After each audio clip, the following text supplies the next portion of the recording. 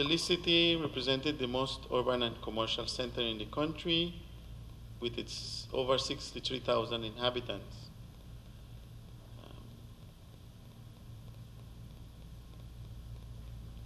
It was found out that the urban services in Belize City did not meet the demand of the residents because the city does not have an adequate system of urban wastewater system, and 40% of the population is not connected to the sewage system.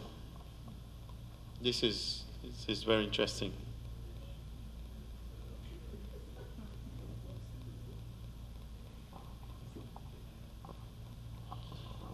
The Gulf of Honduras is characterized by the importance of the agricultural sector, particularly the export of bananas, coffee, and sugar, and the predominance of natural resource, intensive natural resource production. It was found out that in Belize, the fisheries sector is important. The tourism sector is also very important. And the shipping and port sector is important. And Maquila is manufacturing industry. It's also important as well as the industrial activities.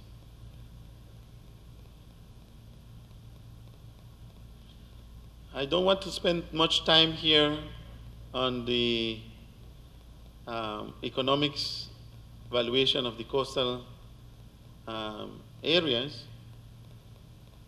Because of time constraint, I will skip this, and I will go straight into the priority problems that were identified by the project. Sure. Well, I'm very interested in economic valuation. Okay. All right. I wanted to know if maybe I should have you present first. Okay. No problem. No problem. Marine and coastal ecosystems of the Gulf of Honduras provide environmental goods and services of vital and high social and economic significance for the local populations and economy of all three countries. Direct economic benefits such as cruise tourism, fishing activities, port services to shipping, maritime transportation of people and goods, and urban development are important in all three countries. In the case of Belize, the direct impacts in terms of the economic contribution of coastal systems, it was found out, and three scenarios were presented. In terms of direct impacts of the coastal ecosystems, the low scenario showed that it could have an economic impact in the range of $288 million. And in the medium scenario, it goes up to $394 million. And in the high scenario, it is up to $469 million. If we look at the country GDP, the gross domestic product, under the low scenario, the economic contribution of the coastal ecosystems could very well be contributing something in the range of 28% of GDP. And in the medium scenario, it goes to 39, and in the high scenario, it goes way up to 46% of GDP. Remember, this is taking into consideration direct economic benefits, as I said, including tourism, cruise tourism, fishing activities, port services, maritime transportation, etc.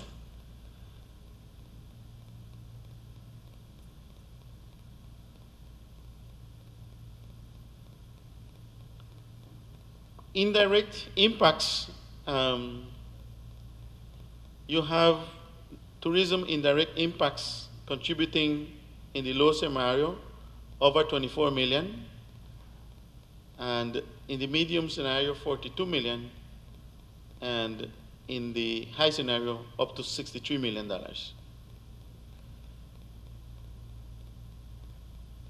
The fisheries indirect scenario is just over 1.8 million. In the medium scenario, it will be 2.8 million. High scenario, over $4 million. And then it has shrimp and accompanying, I would say accompanying fauna here, where you see the cursor moving. But as you know, shrimp has been in decline. Shrimp production volume has been in decline in Belize over the last few years, particularly with the closure of 3 or 4 important shrimp farms located along the coast of Belize. So these figures being presented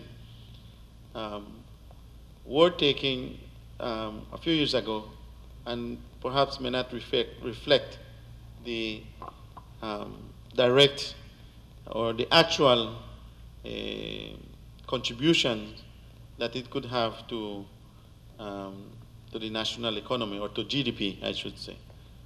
All right.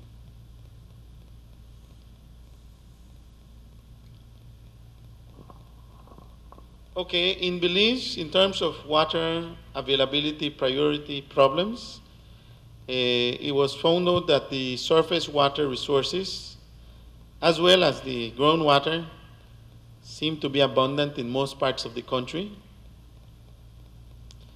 But the total amount of the resources cannot be evaluated because the data is limited, particularly with respect to groundwater.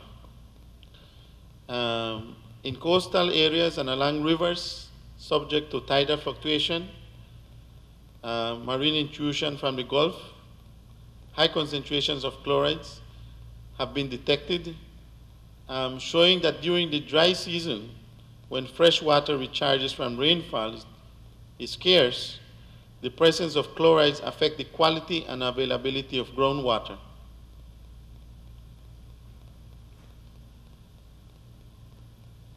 FAO estimates that the total discharge of Belizean rivers is approximately 15,000 million cubic meters per year.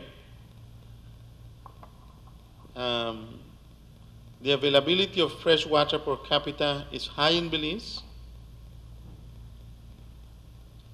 And in 2002, the renewable natural water resources were over 78,000 cubic meters per person. Those are the basic findings of the study. In terms of pollution, the Gulf of Honduras received contributions of pollutants from point sources, including industrial, sewage, and solid waste effluents, and also from the diffused pollution sources.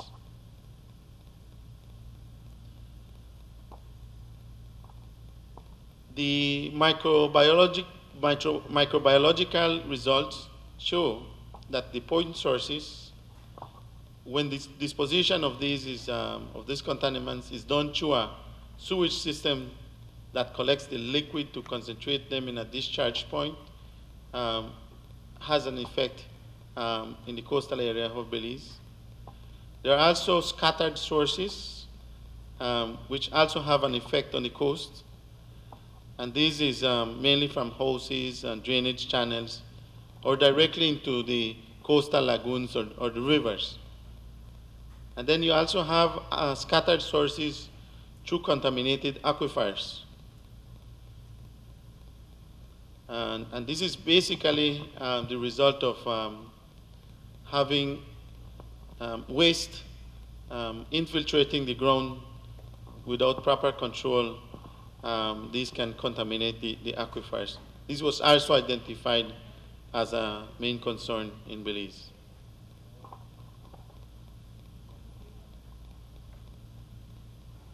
In terms of the nutrient contributions to streams resulting from solid waste leakage,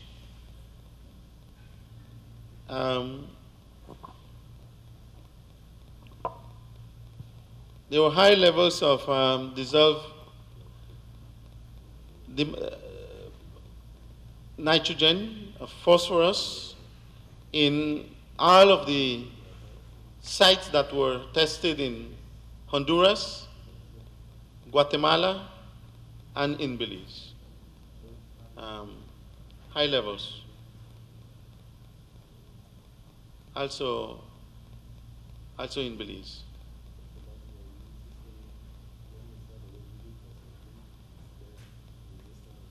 In terms of nutrients contributed from aquaculture activities and for agricultural activities, it was found out that in the region of Honduras, where there are both commercial and artisanal fisheries and agricultural production, particularly bananas being the main export, the use of fertilizers and chemicals whose runoffs get into the water bodies, they have a consequent high contribution of nutrients that leads to the formation of algae and potential deficiency of dissolved oxygen in these areas. Belize was not highlighted in that, even though we know that in the south we have the citrus industry and also the banana industry that contribute a lot of these nutrients into the water bodies. From aquaculture, the overflow of lagoons, and these are the earthen ponds that are used for farming of shrimp and tilapia and other species. The overflow of these lagoons during the rainy season with the corresponding nutrient discharges was also a concern for the environmental conditions along the coast. Chemical pollution from farming activities had a significant increase in farming activities has increased significantly in land areas, and the use of pesticides and fertilizers have also intensified. And these are potential sources of pollution from chemicals. Also the maritime and port activities. And this comes from the use of fossil fuels, diesel, gasoline, and other chemicals. For example, also the oil tankers that transport crude oil, and those that bring in refined petrochemicals. Those were identified as concerns, as sources of chemical pollution in the Gulf. Port infrastructure, bulk storage, and increase of crude oil movement in the respective installations was also a concern. Ballast water, bilge cleaning, and solid waste, particularly from commercial transportation, commercial vessels, including the tourism cruise ships, was also identified as potential concerns. Solid waste, which is generally referred as urban or domestic, could also be from industrial and agriculture, and those generated in other areas could directly and indirectly impact the coastal and marine ecosystems. Land-based sources and sewer overflows are a major cause of litter found on beaches and waterways in the area of the Gulf of Honduras. The southern areas including Port Nagorda and Plasencia have in the past experienced contamination by solid waste originating from the Gulf of Honduras. So this is not anything new to us. There is information that the solid waste could affect public health, tourism, fisheries, and also marine life.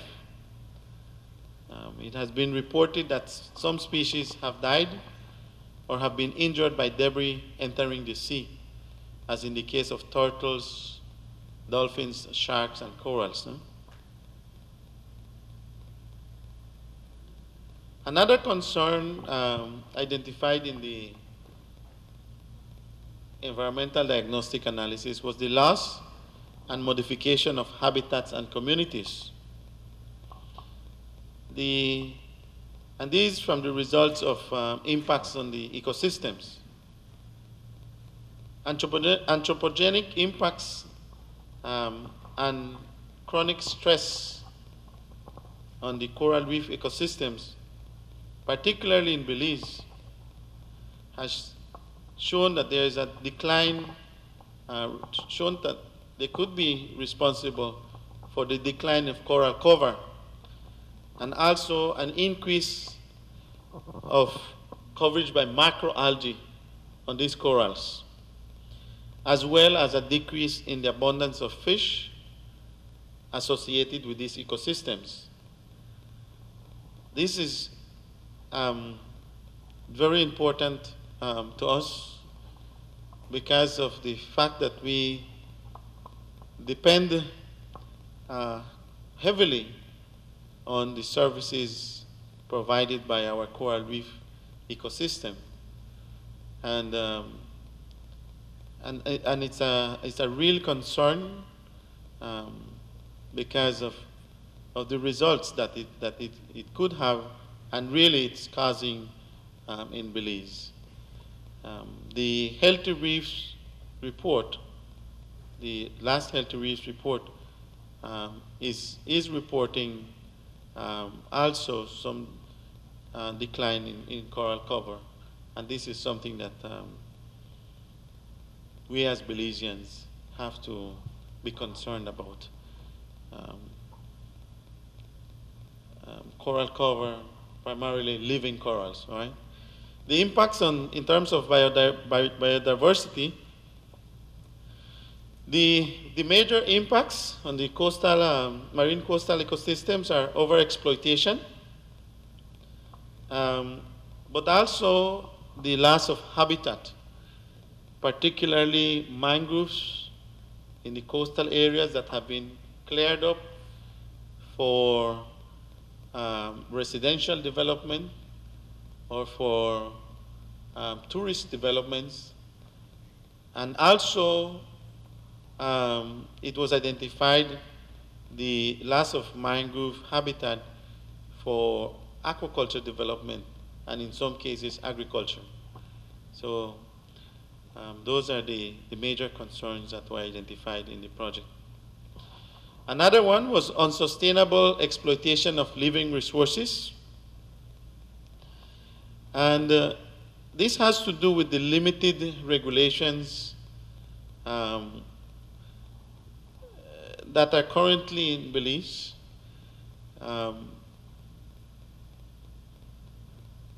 It has been shown in other countries that unsustainable exploitation practices or harvesting practices, particularly of fishery resources, could result in overfishing of some of these resources. Illegal fishing was also an area that was identified as a concern, and the use of inappropriate fishing gear, like trawls, like shrimp trawlers, the use of nets that scrape the bottom of the seafloor. Gill nets was also another one, and traps. Some of these can be destructive, well, not some, most, if not all of them, could be destructive, very destructive if they are placed on reefs or near coral reefs.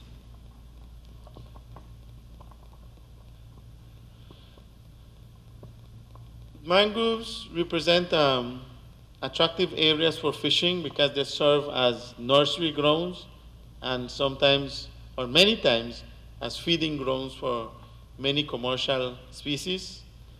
But overexploitation or removal of mangrove ecosystems can cause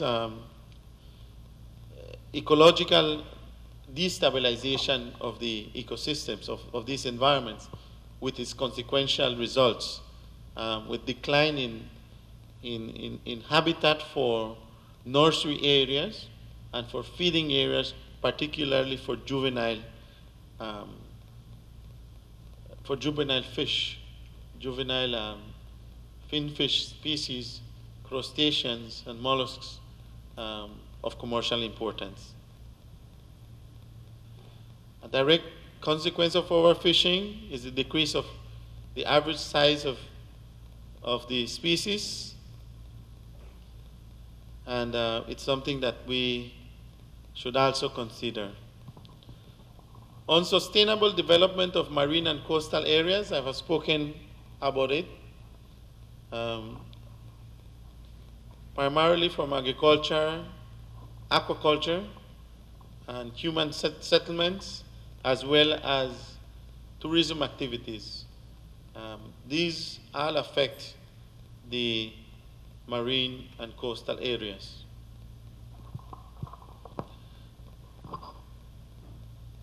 I will soon be finishing my presentation, so I know that you might be hungry. 5 minutes more. In terms of emerging problems, climate change was identified as one of the main ones. The percentage of days with very warm temperatures has increased, while the percentage of days with very cold temperatures has decreased. The extreme intra-annual temperature ranges decreased. The number of warm days and nights has increased. Right, I'm saying the same thing here. All of these are detailed in the report.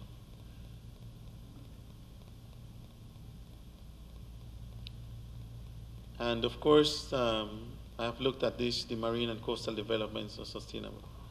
Particular problems associated with the ports and maritime activities, port operations, the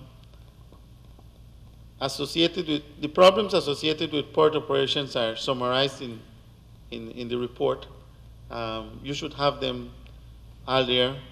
But just to mention a few of them were the contaminants that were being deposited in the port areas, including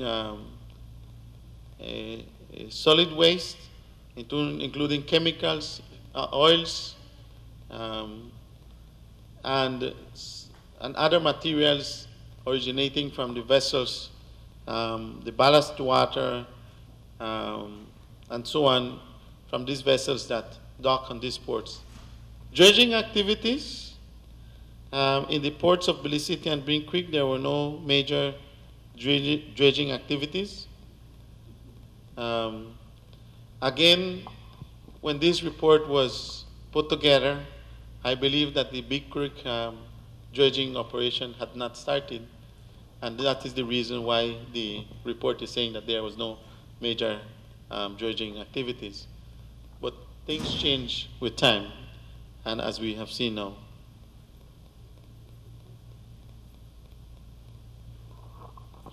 Environmental issues associated with shipping operations include the management of hydrocarbons and hazardous materials, sewage and other effluents.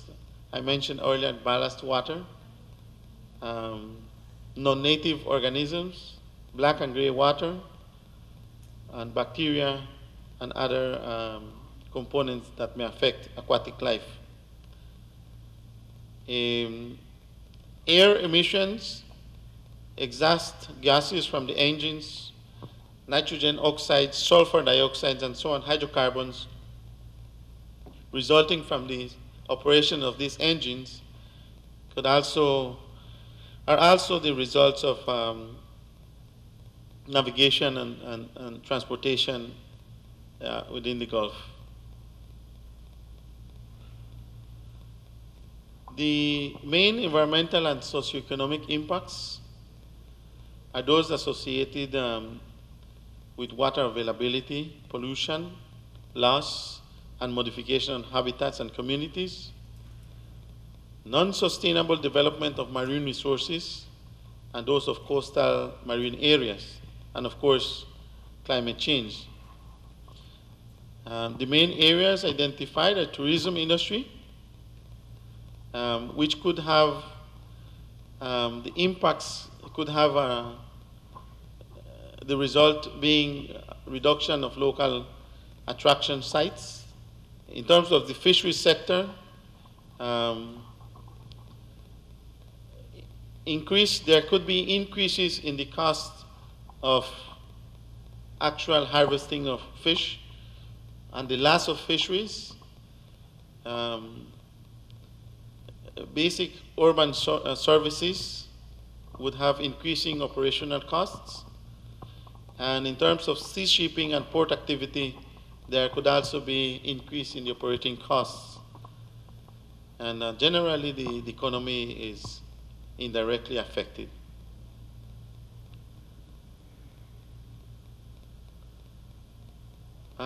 This information in terms of water management in Belize is it's basically information that has been found that is presently in our laws. I will not go through them, but I will just mention the laws where it would be found: the Water and Sewage Ordinance 1971, and then the Water and Sewage Authority, WASA, and the Subsidiary Act of 2001, which gives the Belize Water Services Limited an operating license for 25 years. And then you also have the Public Utilities Commission Act of 1991. All of this information, again, is for information purpose.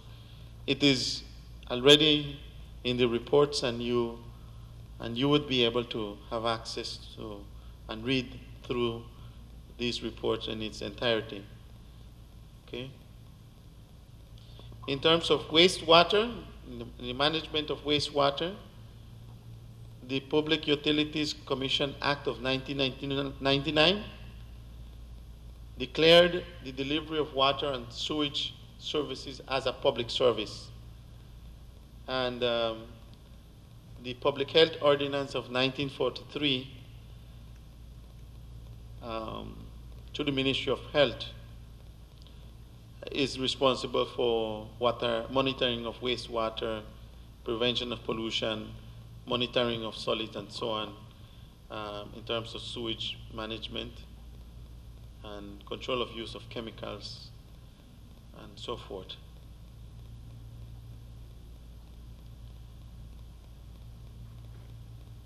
The Environmental Protection Act of 1992 prohibits the issue, import, discharge, deposit, or throw of any kind of waste that contaminate water sources or harm marine life.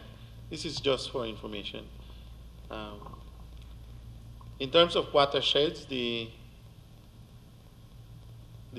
same Act of 1992 applies to the water found in these discharge basins.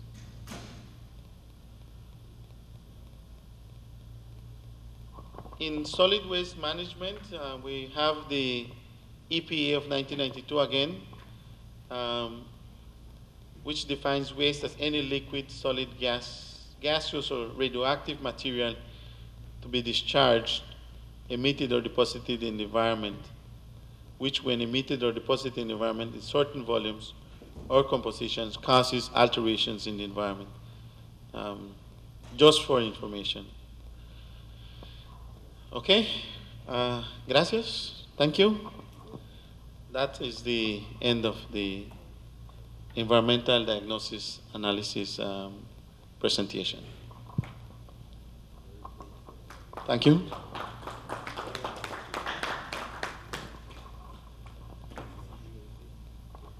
Thank you, Mr. Dunbar, for your presentation.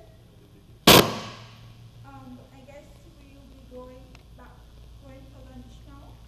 And when we return, possibly ask Mr. Dunbar some questions, or we can have some group discussion based on his presentation. Right? So I guess we're going to the dining room downstairs on the first floor for lunch.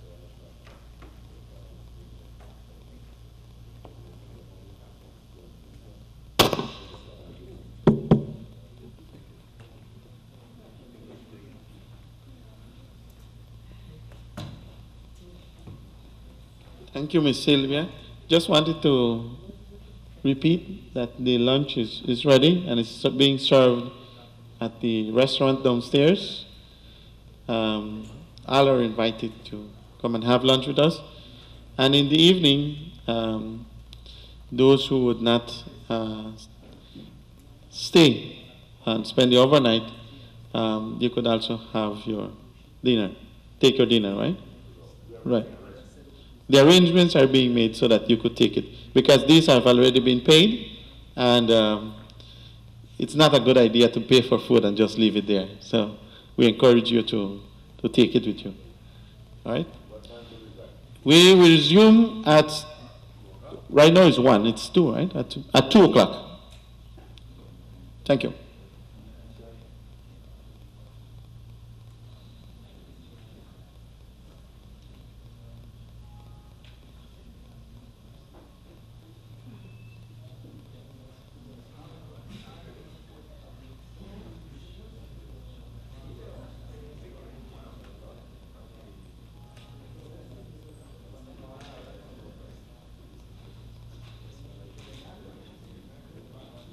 Somebody? Marquisha?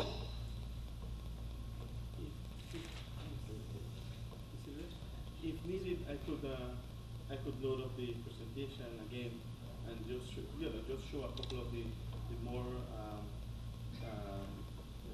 pressing issues that were identified in the diagnostic analysis. Yeah. But I will be guided by the participants with what they want to do. Okay. So, anybody has any questions pertaining to the previous presentations that we have, please do so now.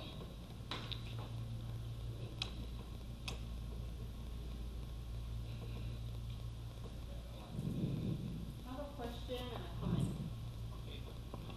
and a comment. Do I need the mic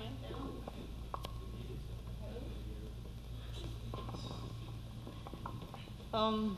My question is, will information from this study be launched somewhere in Belize so that it's accessible? I know that the University of Belize has, data, or national data then. So I was going to ask if this information would be launched at the university. That's one question.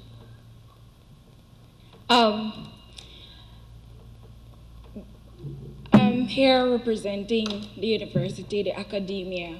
So basically what we plan, what I intend to do as a lecturer of university, is to use this information to inform my students within the introduction of natural resources. And of course, UBERI will have access to this information also. So basically here, what I'll be doing is using this information to inform my students. As you know, these are the future managers of our resources. So this information will be accessible to them.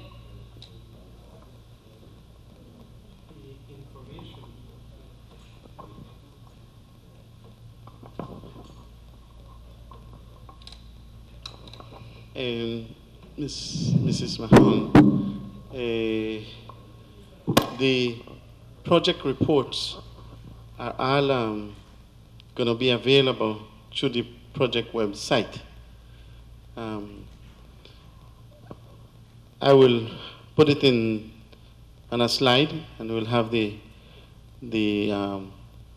website address so that anybody could have access to it. Isn't that right, Mr. Edas? Yes, sir. That's correct. All the project reports, both English and Spanish, would be uploaded on the website, and people will have readily access to to these reports. I don't know if Mr. Edas would want to add something else. Let me just say something in addition to that. Well, in addition to that, I just want to mention that, in fact, that is an address for the website, but you can also will have access in a very near future, in which we call the Regional Information Module for the Gulf of Honduras, which is going to be a more interactive tool to exchange information, to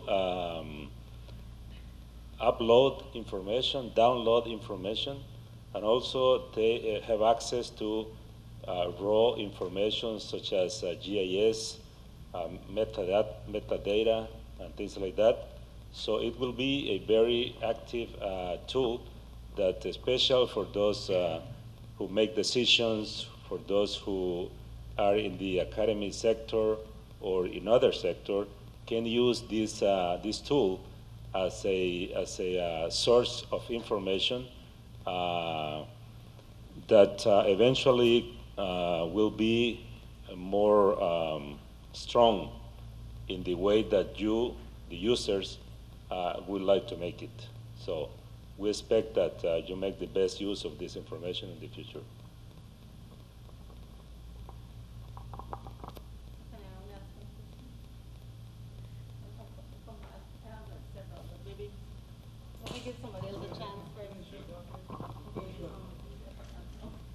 Then I know that today it was intended that this information would be disseminated to a large number of stakeholders. Obviously, there are only a few people here. So are there any plans to still share this information, and if so, how and how early? So that's question. Should I ask all my questions and then you respond, or do I do one? Just One at a time? Well, as a matter of fact, we plan to have another workshop, but the coming workshop is going to have a slightly different focus, because the purpose of this workshop is to get inputs from representative of different sectors, but we will take advantage to disseminate information, but also to do a little bit more work, to have inputs, comments, recommendations, especially on the strategic action plan, which is the tool that is going to be appropriate by society and hopefully by governments and decision makers to work based on that recommendations.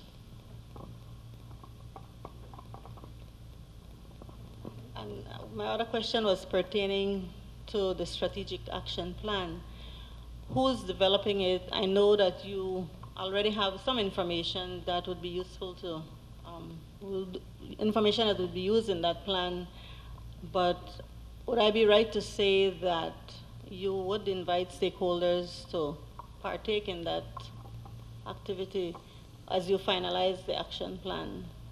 Because at the end of the day, I believe that unless people are involved from the onset in planning, then they would not take on implementation as necessary. Well, that's why we made a very broad invitation, we select a group of people of about 50 people representing more or less 50 institutions, trying to cover all of them and trying to gather in this room the major amount of decision makers, because we know that this is a tool that is going to, well, it is supposed to be developed for different decision makers in the future.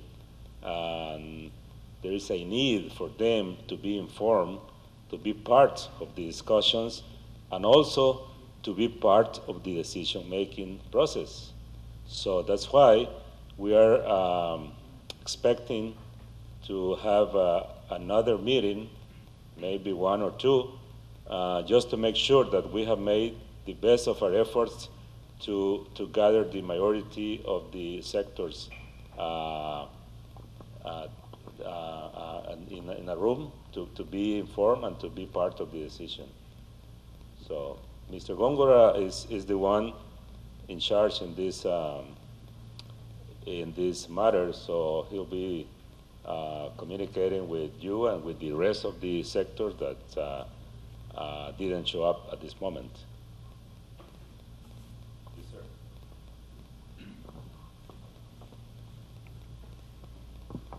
Good afternoon.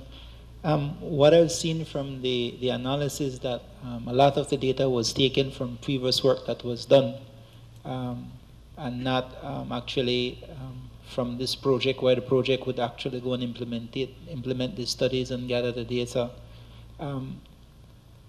Some of those information I think have some gaps in them that are critical. For example, we know that they look at the sediment loads coming down the rivers, but there is no analysis in terms of, especially in Belize, where a large amount of that material been taken up for sand and gravel out of the rivers, and what are the capacity of those material coming down the rivers to be utilized for shoreline stabilization. For Monkey River, there's a lot of erosional problem in other areas where the bleach replenishment is not is actually having problems.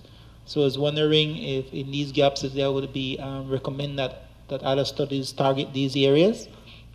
Another one which is critical for Belize is the currents.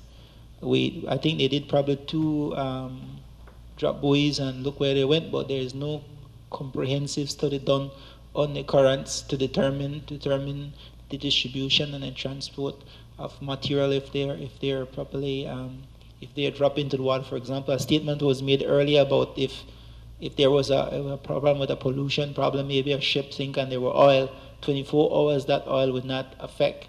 But if without the proper baseline studies in terms of the current and the proper current studies, we cannot just outrightly say something like that without the data. So I would probably recommend that we would probably look at some of these gaps and then make recommendation that those are some additional studies that will complement what we have already, which is a lot of good information, but some of the critical pieces we need to probably go back over and we do with more proper instrumentation to get the exact understanding. Yeah, I'm sure that there is one thing that we all need to do is to review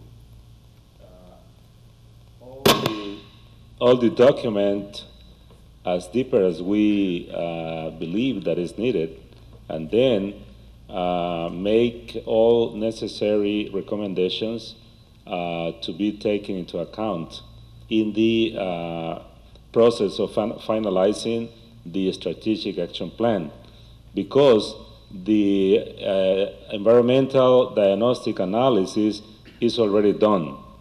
We are not going to make any changes in that study.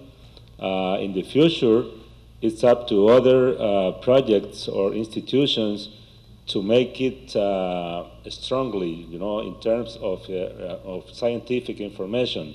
But what we can do is, in the strategic action plan, take all the inputs and recommendations and put all this information to be taken into account in the future.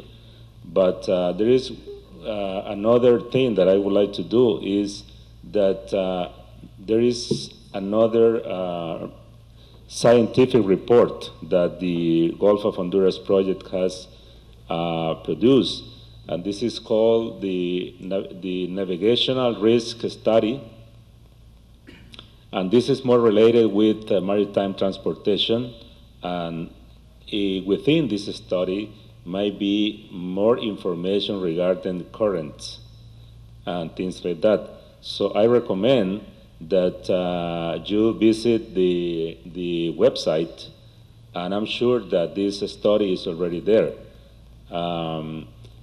At this moment, it might be possible that this study is in Spanish, but within 1 or 2 weeks, we are going to have it in English, all the entire website. Okay? Mr. Gongora or Mrs.?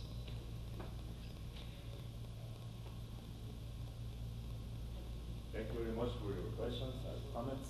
May I just make one final comment? Without camera.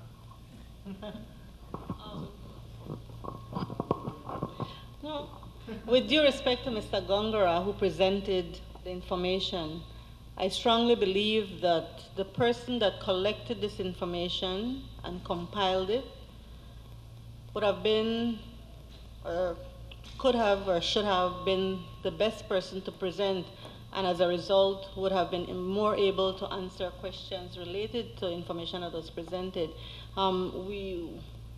In Belize, lots of studies are done, and people come, make the study, and say goodbye. And I believe that they ought to have that responsibility of coming back to share the data so that we can get relevant answers. I understand your comment and agree with that comment. But I have to tell something. This study was done and handed over to the project 2 years ago. And the reason why we are at this moment in the process of socialization is because in 2009 we had this political event in Honduras that stopped the project activity for almost a year. And then we had several situations to get this information compiled in a synthesis to be more, to do the document more accessible. And then we had several externalities that affect the process. So that's why at this moment we are in the process of socialization. And we don't have, at this point of time, the chance to bring to the floor those people who work in them. But this was done by international company, which is called International Marconsult. This was a firm which was composed of several other scientific enterprises, and all of them are, I don't know, in different parts of the world, you know, and it's very difficult to get the responsible to do what we are trying to do right now. But we are trying to do our best. The entire information is going to be, is available, so you feel free to read it and comment and make questions. We'll try to respond, to answer everything. Thank you.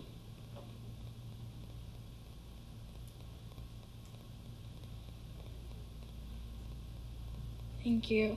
Is there anybody else? Here. Thank you. I want to go through this the information here that Gongora presented earlier about long-term objectives.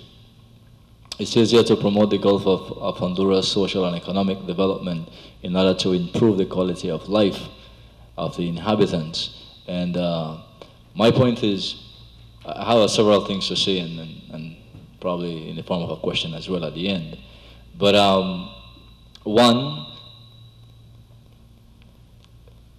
my concern is there any law in place that says that these ships can pass has to be within a distance, from the barrier reef.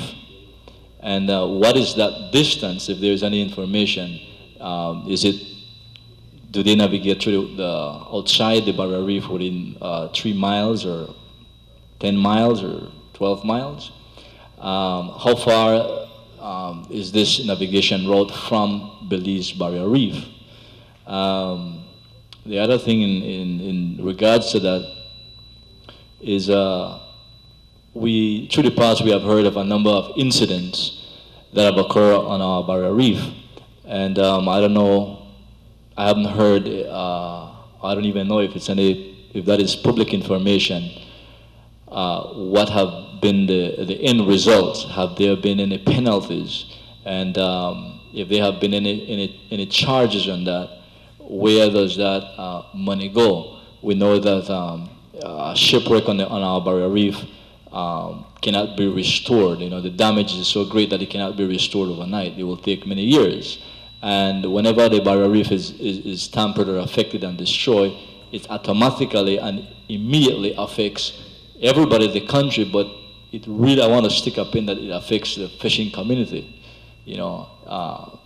I think worse than the other communities.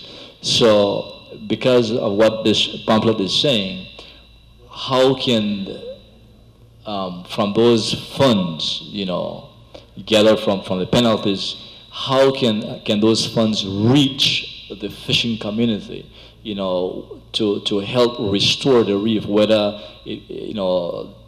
Port Authority collect the funds, is it the government? Does fishers have access to those funds to fix back the reef, or to increase better observation, patrols, things like that. So I'm trying to get at what benefit does the country get as a country and the stakeholders individually from these incidents. And I also want to say that when you dive, you can be a foot or 60 feet underwater, and you can hear a ship coming from miles. So my thing is that the fish are far more sensitive than us. That is their territory. So if we can hear a ship coming from miles, imagine if the barrier reef plays such an important role for our natural resources, and you have these ships navigating real close to the barrier reef. It doesn't only place a threat in the event of a disaster, but it also, I believe that it affects our natural resources by them being too close. So is there any intention to look into that and to say, well, there is a limit that these ships can navigate from the barrier reef?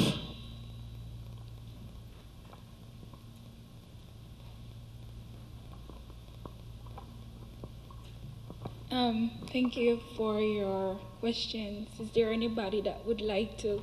I know there are people from the Department of Environment and Department of Natural Resources that would like to answer this question or give your opinion to the question based on what you know. Thank you. George Hansen, again, the Belize Port Authority Marine Department. In terms of the litigation aspect of that, I think there's a stuff between, I think Shelley could more understand that in terms of which one of the legislation give more weight to determine. For example, we have an incident right now, and I think because of the laws of the environment, the litigation part they're working on in terms of the government utilizing their laws to charge.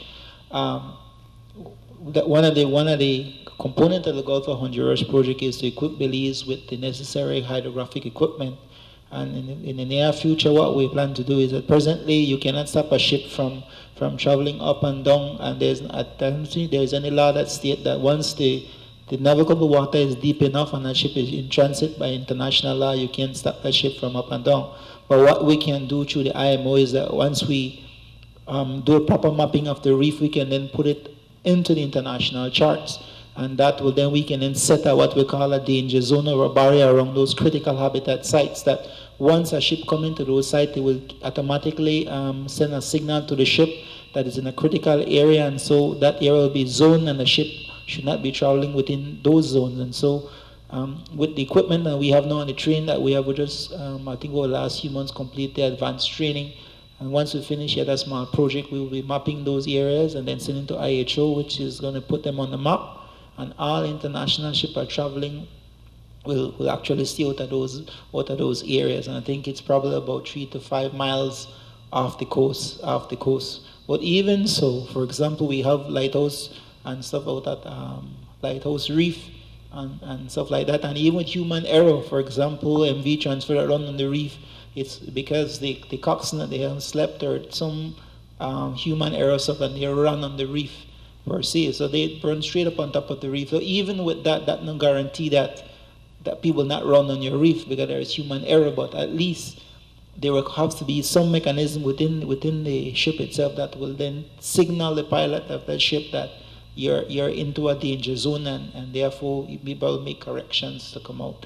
But those are some of the stuff that we're working on. In terms of the legislation side, I'll let Sally answer that, because there's a few litigation process going on right now with a few of those ships. Yes, as Mr. Hanson said, normally when you have those incidences at sea, it falls under our legislation, because our legislation is one of the newer ones with more or increased penalties or fines. We have some of the incidents in the past, we have gone through the courts with it. I can't give you specific details as to how many or how much was fined eventually.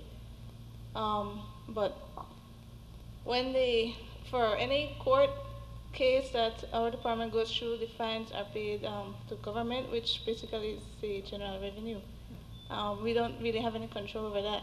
But one thing our department is trying to do is, for future cases with penalties that has been paid, it goes into a fund where, through that fund, it can finance projects, whether it be restoration of corals or other programs that protect overall protection of the reef, or look at how you can improve different, including navigational safety. Yeah.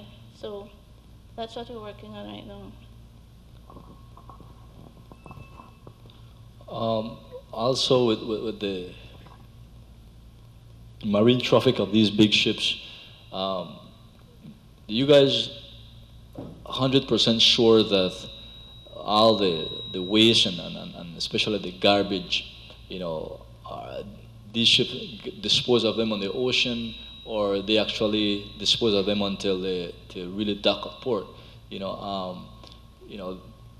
As fishers and divers, you would always bump into some serious scenes out at sea that doesn't come from nowhere else but marine navigation. And my thing is, not only these big cruise ships, commercial ships, but even the cruise ships, tourism-wise, is there any control over that to ensure that these guys don't dump their waste in the ocean? And not only these big ships, but I know, and I mean, this is a huge project that maybe beyond Belize. But what about the vast amount of individual sailboats, that just travel through the waters of Belize? I mean, these boats are very small. I want to believe that to a certain extent, or to a certain point, they got to dump something in the ocean. Not just liquid waste, but I mean hard waste, containers, with the plastic or whatever. So, is there anything that Belize is trying to upgrade when it comes to that side? If they're going to control or monitor that?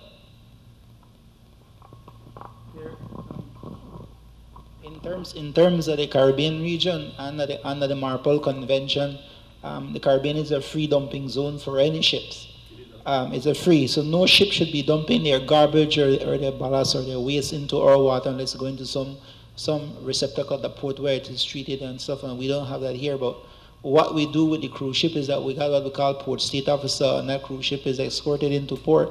Once the push gets in port, it has to be cleared before any passenger can come off. The port state officer then do random checks on the logs to see, because each ship has to have a log as to the waste and when the waste was disposed of, what it was disposed of, what time, the volume and that stuff, and they randomly check the log to ensure that at what particular time that ship dumped that particular waste, and it could be tracked back as to where it was dumped. So if they falsify the log, we will know that they falsified that log as to where they dumped in terms of the cruise ship. The other smaller vessels, it's difficult for us to track them because presently all vessels over 300 gross ton have to have an AIS, automatic identification system. What we're finding with the smaller vessels, these smaller cruise yachts and coming in the countries, that they turn off the transponder. It's because once we start track them and hit Belizean water, they turn it off, and we don't know where they go or that kind of stuff. So that's why we have with the Coast Guard areas that we started to try to do intercept of those smaller vessels. It's difficult for us to determine if we don't know they're here in our waters. How can we then determine what they're discharging, because we can't track them. The other bigger ships, we have the National Marine Coordinating Center, which is run 24/7, 7 days all year through. We track all ships into Belize. In the past, some of the ships would go and run aground, and then they would go to Honduras or Guatemala, get tugged to tow them off the reef in these remote areas. But now we're tracking our ships, and once it's slowing down, we know something's up. We call them on Channel 16, find out what they're doing.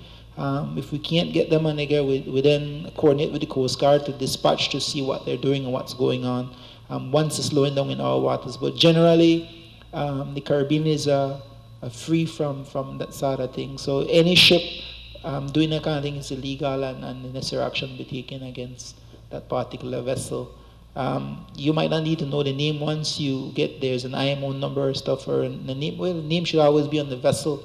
We can track most of them, but in terms of looking what they're discharging at the high seas, I say in the blue water, and Coast Guard can attest that we don't have much ability to like 200 or 300 miles out to sea, because not only cruise ship, but we have a lot of illegal deep sea fishing vessels that are sneaking into our waters, doing a lot of illegal activity as well that we have no control over, because we does not have the capacity and the capability to really police those waters. So there's a possibility that the trash are coming from those processing plants, from some of those ships as well. And we're blaming the tankers and the one, but we have the whole of this region, we have a serious problem with other international doing illegal deep sea fishing in our territorial waters. So there's a possibility that some of those trash are coming from those vessels, and they're here illegally anyway. So it's difficult for us to track those.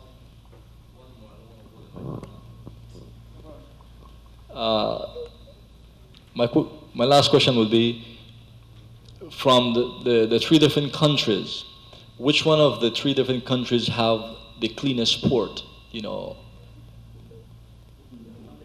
I know that Puerto Barrios has this port in the Santo Tomas, and it's basically in a hole. You know, that, I mean, for anything to be stagnant is very easy, and with the exception of the current taking out, and I think that's where PG comes in with all this huge amount of garbage and debris. So that's what I'm asking is, from the three countries, which one of these three countries have the cleanest port? You know, I know that Puerto Cortes have a very, very nice port.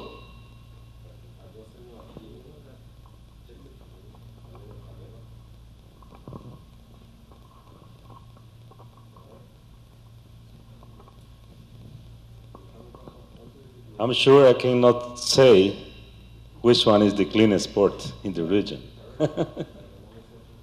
What I can say for sure is that the Gulf of Honduras project has been working with all of them, with 5 ports in the region, trying to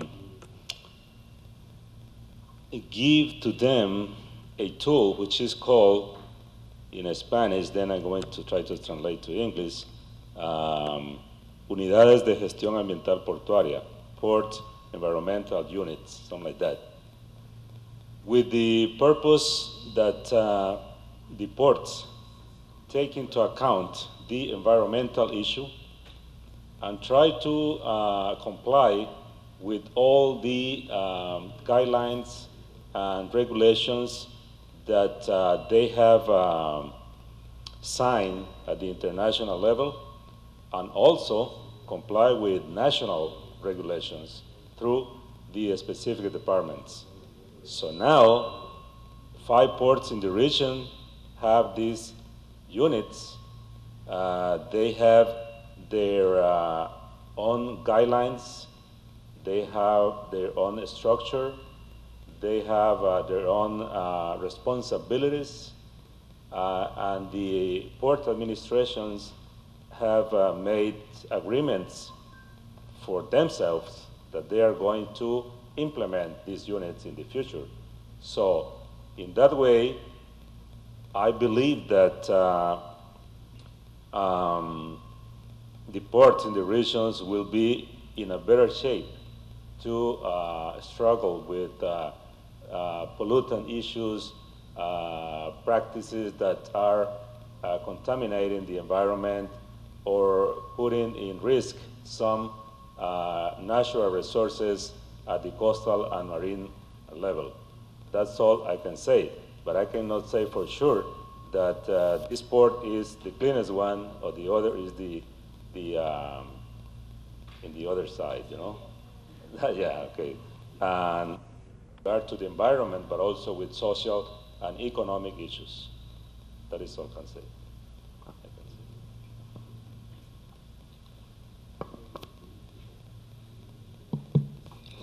All right, thank you all for your. Okay, sure. Mr. Jacobs. What I want to ask I see Coast Guard, Port Authority, and DOE, all right? Because what happened when my boat run aground, I recall of one, right? And one incident, and probably there is many more because I heard people talk about it. For example, Coast Guard is always out there on the water, most of the times, and they would be the first vessel to run into a boat that run aground. But sometimes because of, I would say, protocols or whatever, a boat that could have been salvaged or saved can't move because port reach, but then the DOE not reach it, and because they not reach in time, one reach the next day, the boat end up cause more damage because then one can't touch until the next one says go ahead, or you know. So are we thinking of have things like that remain? Because, like, for example, most of the institution, like the station up Belmopan, Belize City area, and we have reef as well in the south. And when situation like that happen, it really left things sometimes cause more problem than normal. And if that could be looked into. And one more thing is we have all the ships, like this, what you call this project? Gulf of Honduras project. Why can't there's a fee set for these ships, any ships, because anything could happen any day, any number could play. You know, so there is some revolving fund or some kind of fund put aside that they will continue to pay, you know, like a special tax for using the Gulf, for using this area. Is anything like that set in place or would be set in place for in case of insurances or damage for the area, overspill, what the countries will get off of the ship? The ship could say, okay, I run bankrupt and run, but what were left for the people on the ground?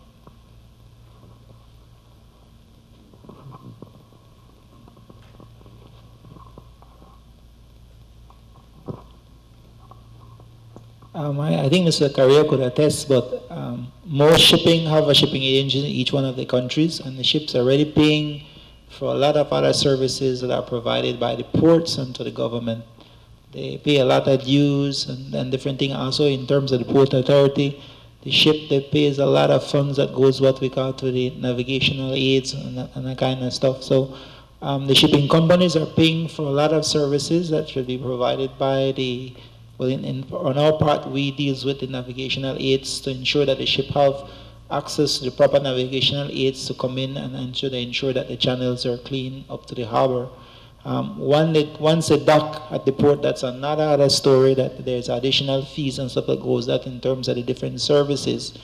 In terms of ship traveling on international waters, I'm not sure if there is any legislation in which to bind them to pay, but I know once they come into the various country national waters, there's a lot of collaboration between the shipping agents and the government, in which they pay a certain amount of dues and finances to maintain the navigational aids for their specific purposes.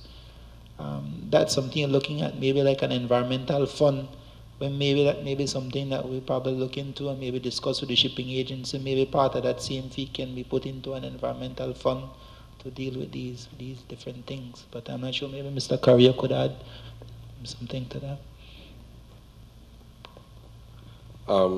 Under the different agreements that the government of Belize has and the Port Authority, who represents the government of Belize, all vessels coming into Belize are covered by insurance, and the insurance supposed to cover that type of incidents to indemnify the government of Belize for all the expenses that would be incurred, no?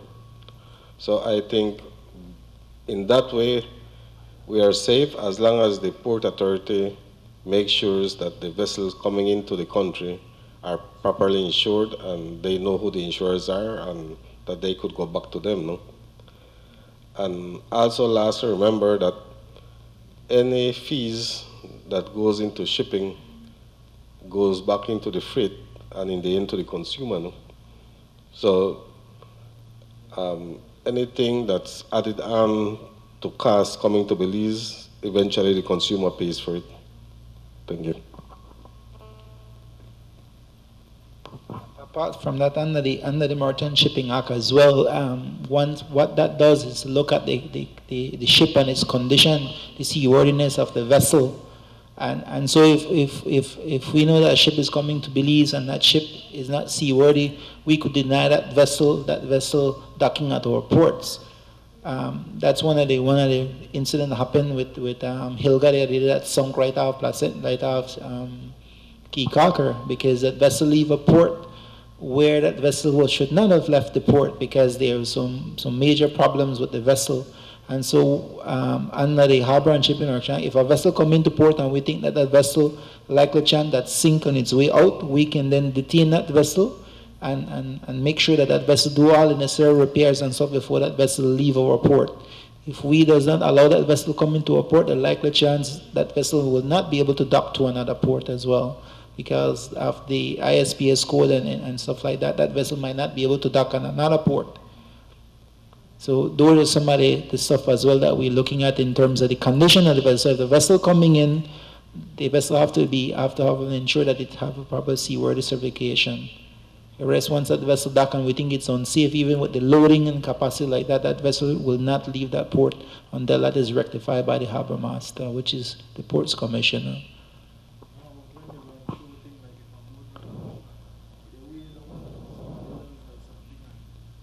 Well, there's a strategic plan. For example, all vessels, let's say, over 300 gross ton are tracked. We watch those vessels 24/7, all day, all night, and follow that vessel. If we see that a vessel slowing down, I mean, they have to keep on their transponder. We will contact the vessel by radio and find out what's going on. If there's a mechanical problem, most of the time, like yesterday, where a vessel had a mechanical problem, was passing through our waters between Glovers and Lighthouse Reef, had a mechanical problem, asked permission to come in and anchor so that problem could be rectified. If we see a vessel slowing down, we call them up, and if we can't get a call to them, we have a court agreement with the Coast Guard. They will be dispatched and then goes to the vessel and find out what the problem. If there is a problem where the vessel needs some kind of assistance, Mr. Man from Big Creek, which have tug service, because tug service is not something that is come on throughout Belize. You only probably have a few in Big Creek and a few in Belize City. So in case of emergency, those people be activated and try to see what they can do. Outside of that, if there's a mechanical error, we have no control of that, no, as human error. If a boat run aground, right? It's almost it's probably halfway on that, but not fully on. Yeah, so, the Coast yeah. Guard, the DOE would have to come along with. Yeah, Mr. Jacobs, right? I understand the point from the first time you raised it. It is a serious concern. It's something that, you're right, we need to improve on it. The Marine Casualty Response Team that includes the Coast Guard, Port Authority, Department of Environment, Fisheries, Immigration if it is a foreign flag vessel, Customs to a certain extent. It's a large group to mobilize, and quite often we do not mobilize quick enough. And while the first responder, which may be the Coast Guard or the Port Authority, is on the scene to safeguard the vessel and to try to prevent further damage, by protocol, we need to leave the vessel in place. So we need to strike a balance. I see your concern.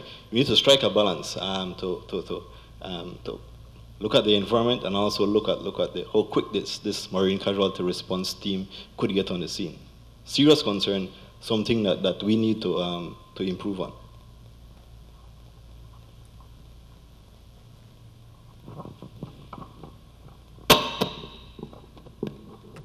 You mentioned something very important earlier in regards to vessels. If they're not in good conditions, you don't give them permission to dock. My question then would be, as Belize keep good communication with different countries, can you know what vessel is coming to dock in Belize before they even depart from that port? And if it's yes, why wait until the boat is already in the waters of Belize to observe it and to grade it whether the boat is worthy to be entertained at port in Belize? Why can't there be some sort of verification before that vessel even leave the port heading to Belize? So it doesn't even create a problem, because it doesn't seem that logical to me that, this boat will come all the way from wherever country, Jamaica or the US, and when it's already in the waters of Belize, you go for inspection, you cannot trust it, it's not worthy, so I'm sorry, you cannot dock. The company loses a lot, and it could spell disaster for Belize if you find out that while in the waters of Belize, this boat has a huge problem.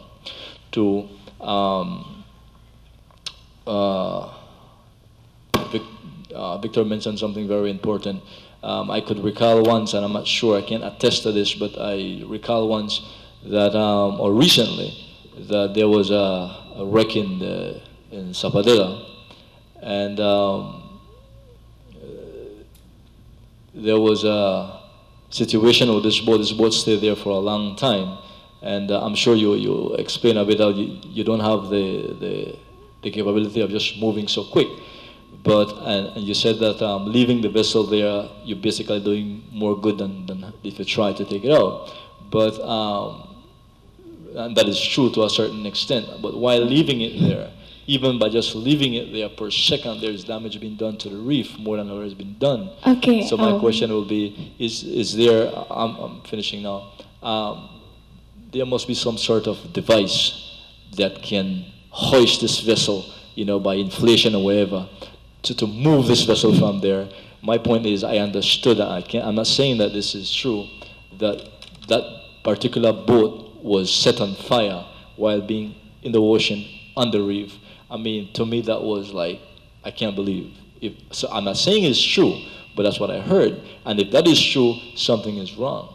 Okay, could we just hold that note? And I'm sorry, he won't be able to answer your question at this time, because we need to move on and find out more about the actions that we're going to take to manage or try and manage our resources when it comes to these issues that you have put forward here today. So now let's move on to our presentation of the strategic action plan by Mr. Gungor, and afterwards you could have our discussions based on what you brought up previously. I'm sorry that we couldn't finish the discussion, but we need to move on as the time is going. All right, thank you.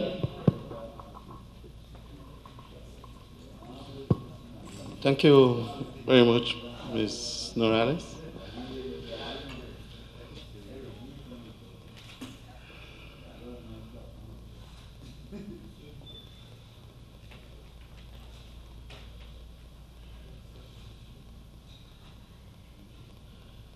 I think the most important part of the workshop is now.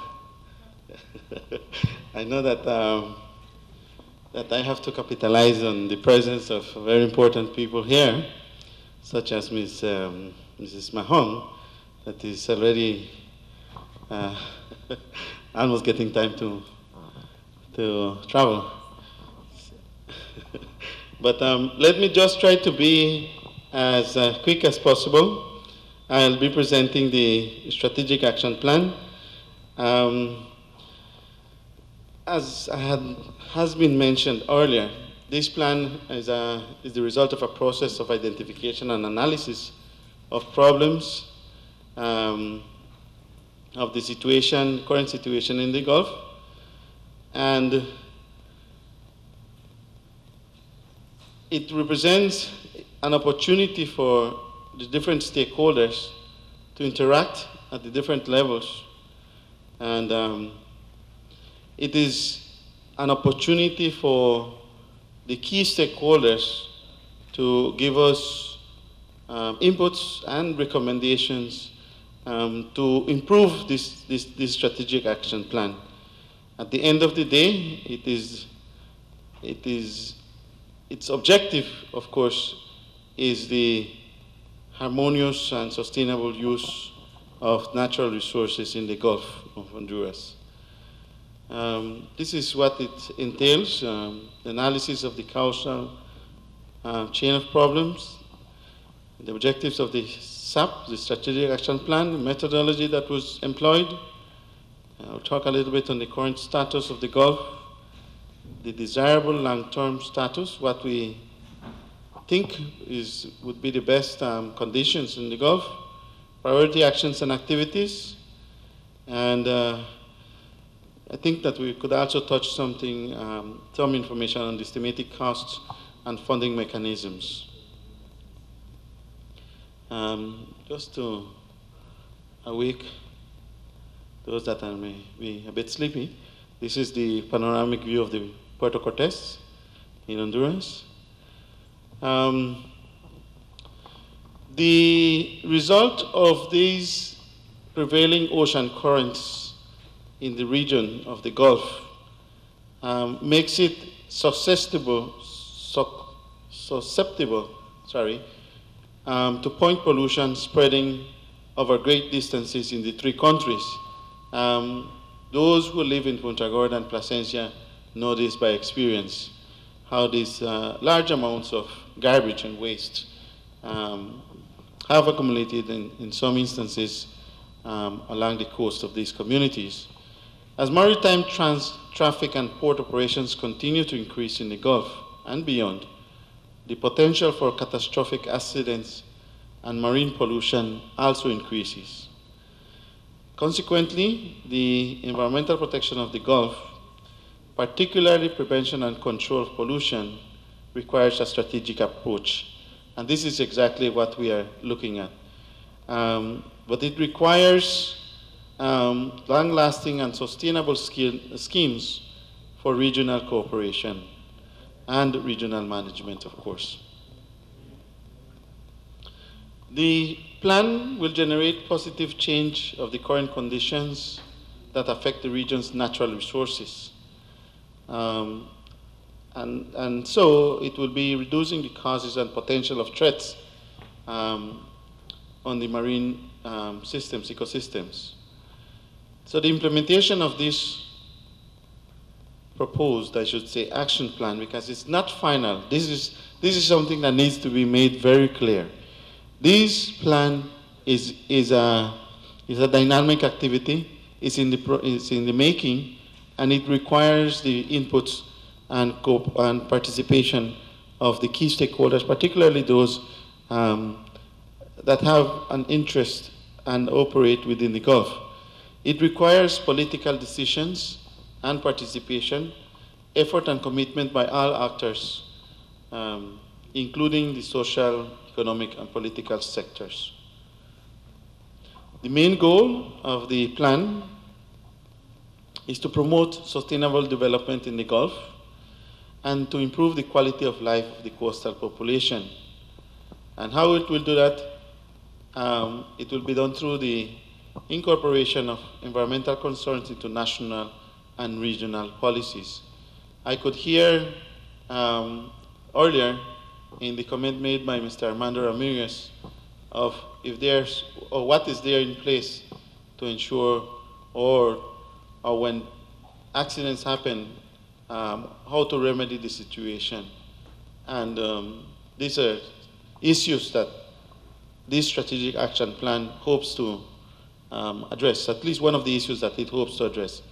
And of course, it will help to establish mechanisms of harmonization, of regional coordination, and public participation. I have already mentioned this before, the institutions that are involved in this project, COCOTRAM. I've also spoken about the CCAD, the Central American Commission on Environment and Development. So I won't touch much on this. The Regional Program Coordination Unit is the unit being headed by Mr. Eras Munoz, and is based in Puerto Barrios. I'm sorry, Puerto Cortes. The Gulf of Honduras comprises a national body of coastal marine waters, including the portions of Belize, Guatemala, and Honduras. Accelerated erosions of watersheds, mainland pollution sources, and inadequate environmental safety reports is a growing concern. It can potentially create negative impacts on the marine and coastal ecosystems, also on public health and on economic development. I have already spoken about this earlier, the funding for the project. So let me just go right straight into the development objective of the project, of the plan, I should say.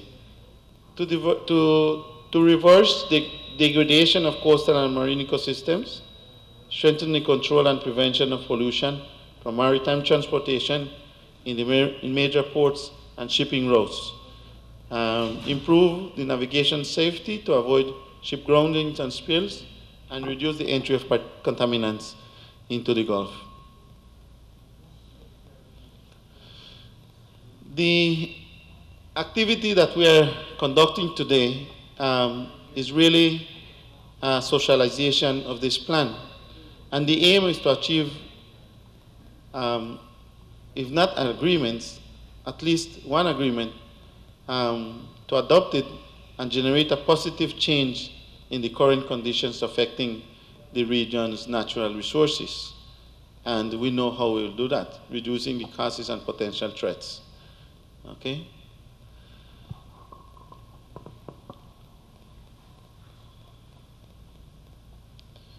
So the methodology employed in the environmental diagnostic analysis has helped us to understand what is the current situation of the Gulf and to build on what we call a desirable long-term status.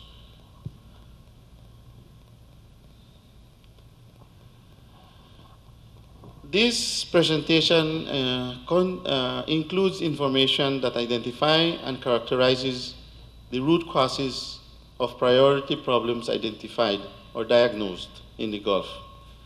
And the plan itself includes the long-term goal and objectives, and the quality ecosystemic analysis, operational objectives, priority actions, activities in geographical and temporal spaces, and cost estimates and financing mechanisms are proposed.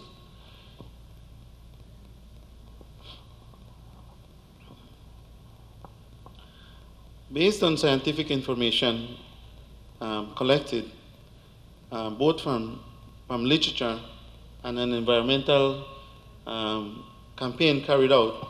And this was in response to, someone made earlier a comment saying that a lot of the work that was presented was information that had been gathered previously by other researchers. I should tell you that some of this information was also generated by the project, and it was done through the environmental campaign. These studies that were carried out have identified major problems in Motagua and Sarstoon rivers, which are the major rivers depositing large amount of contaminants into the Gulf. And these were defined according to their concentrations based on the results of the sampling that was carried out.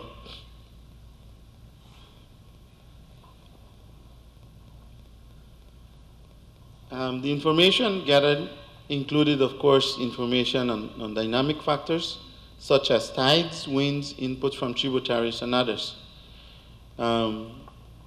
The socialization of this strategy or this plan is expected to be discussed, reviewed at the national and at the regional level in order to allow the implementation of the plan. It is, as I said, it's a working document. There's opportunity right now to make those necessary changes that are needed, particularly with the sections that pertains to Belize. I want to just make reference to the method employed in the causal chain analysis that was carried out, and through the environmental diagnostic analysis. And this employed particularly with the water quality analysis that was done, the methodology of the Global International Waters Assessment.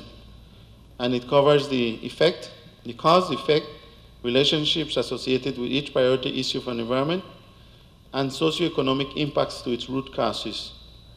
And of course, its purpose is to identify those most important root causes for each priority problem, and to make it subject of appropriate policy measures for correction or mitigation.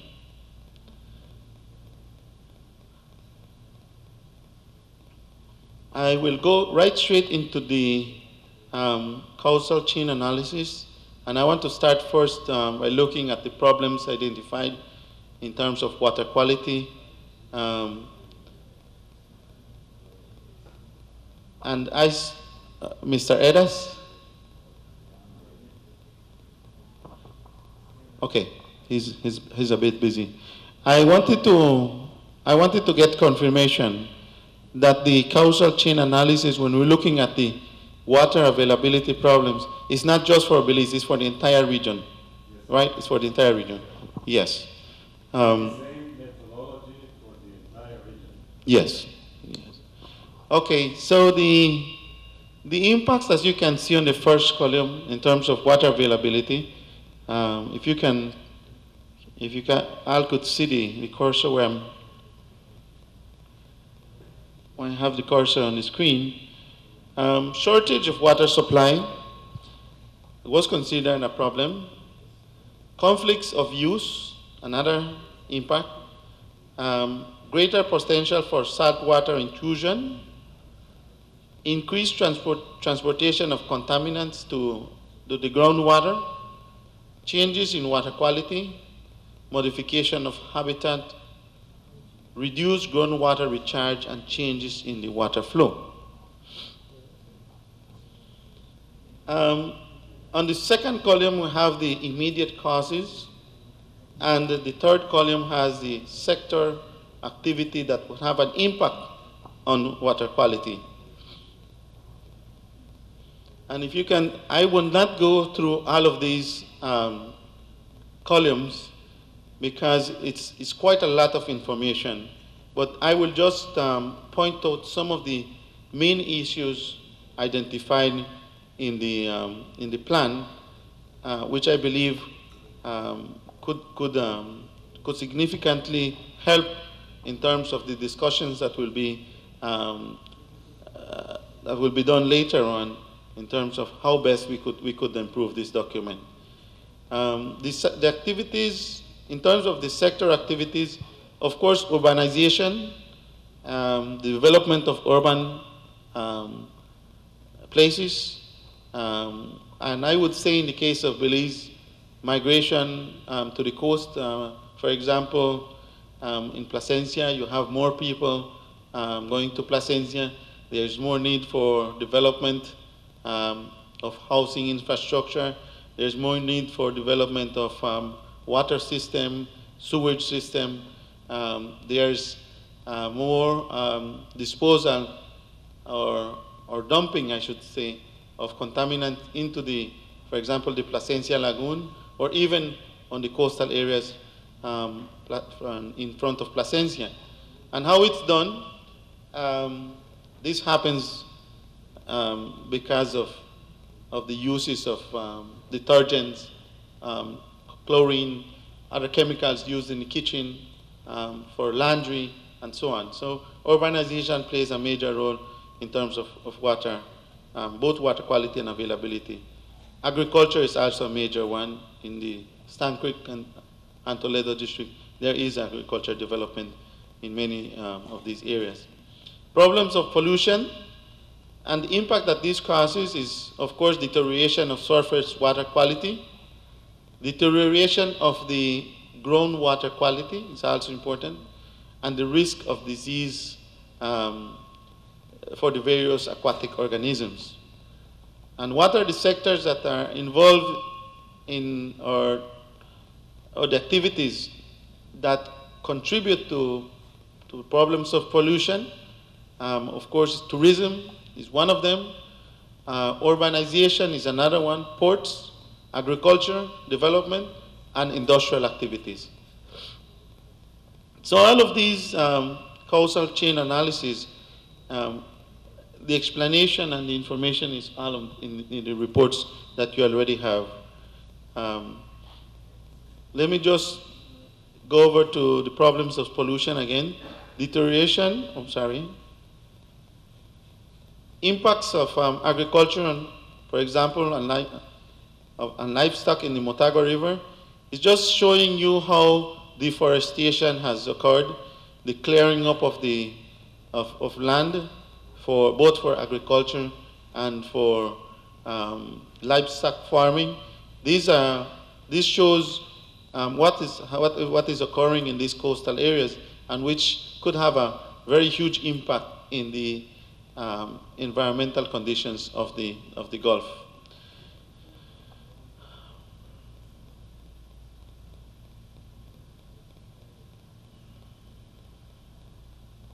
In terms of solid waste, the impact of solid waste also has to do with deterioration of surface water quality, deterioration again of quality of groundwater, which many times,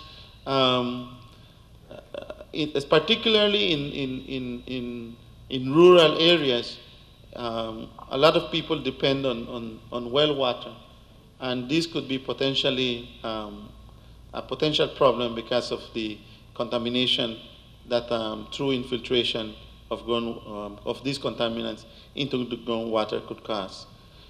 Loss of habitat, increased mortality of aquatic organisms could be the result of solid waste contamination.